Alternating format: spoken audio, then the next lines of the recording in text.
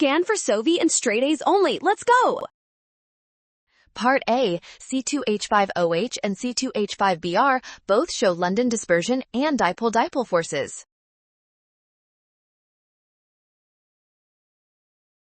Acting as both donor and acceptor, whereas ethyl bromide only interacts via weaker dipole-dipole and dispersion forces. Parts B and C, for a first-order reaction, the rate constant K is found using the integrated rate law, natural log of HBr naught over HBr at T equals KT.